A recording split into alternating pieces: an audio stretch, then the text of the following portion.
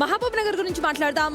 ఎగువన కురుస్తున్న వర్షాలతో దిగువ కృష్ణమ్మ పరుగులు పెడుతోంది. దీంతో ప్రాజెక్టులన్నీ కూడా జలకలను సంతరించుకున్నాయి. ఆల్మట్టి నారాయణపూర్ నుంచి నీటిని విడుదల చేయడంతో జూరాలకు వరద పోటెత్తింది. దీంతో ప్రాజెక్టు 10 గేట్లనెత్తి శ్రీశైలంకు నీటిని విడుదల చేస్తున్నారు అధికారులు. ఇక ఇన్ఫ్లో 46,860 క్యూసెక్కులుగా ఉండగా అవుట్ఫ్లో 44,254 క్యూసెక్కులుగా ఉంది. పూర్తి స్థాయి నీటి మట్టం ఇక్కడ 1045 ఫీట్లు కాగా ప్రస్తుతం 1041 అడుగులకు, అంటే దాదాపు పూర్తి స్థాయి నీటి మట్టానికి చేరడానికి దగ్గరగా ఉంది. దిగువ జోరాల విద్యుత్ కేంద్రాల్లో, అంటే ఎగువ దిగువ జోరాల విద్యుత్ కేంద్రాల్లో 10 యూనిట్లలో విద్యుత్ ఉత్పత్తి కొనసాగుతుంది.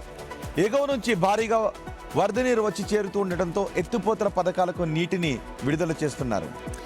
ఇదే అంశంపై మోర్ డీటెయిల్స్ మా ప్రతినిధి శంకర్ అందిస్తారు. శంకర్, చెప్పండి, అక్కడ డ్యామ్ కు సంబంధించి ఆల్మోస్ట్ ఫుల్ అవ్వడానికి జస్ట్ 4 ఫీట్ ఉన్నట్టుగా తెలుస్తోంది. అసలు ఇక్కడ అప్డేట్స్ ఏంటి అండ్ ఎలా యూటిలైజ్ చేసుకోబోతున్నారు శంకర్?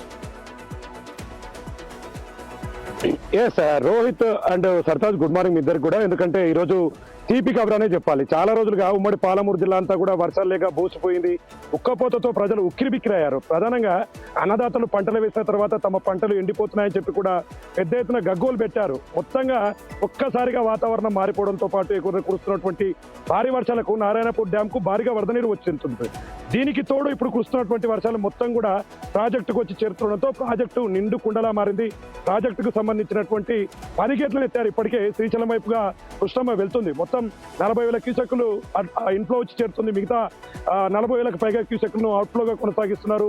ప్రాజెక్టు నీటి సామర్థ్యానికి వస్తే కనుక మొత్తం 9.657 టీఎంసీలుగా ఉన్నటువంటి ప్రాజెక్టు నీటి సామర్థ్యం ప్రస్తుతం అంటే దాదాపు 8 టీఎంసీలకు పైగా చేరుకుంటుంది.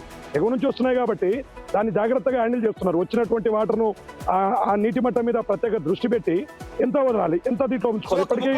ఇప్పటికీ కృష్ణా పరివాహక ప్రాంతం ఈ వరద నీటితో ఎలా కనిపిస్తోంది?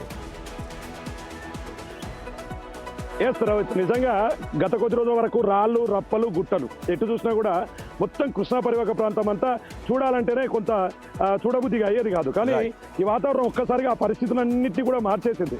మొత్తం నెట్టెంపాడు, భీమా ఫేస్ 1 ఫేస్ 2 కూడా మన వెనకాల కూడా చూడొచ్చు ఎంత నీట్ గా వాటర్ వెళ్తున్నాయి. మొత్తం ఇప్పటికే అన్నదాతలు ఆనందం వ్యక్తం చేస్తున్నారు. మొత్తం ఇంకో 2-3 రోజులు ఇదే విధంగా కొనసాగితే పూర్తి స్థాయి కరువు కొంత తిరిగినటువంటి పరిస్థితి అయితే కనిపిస్తుంది.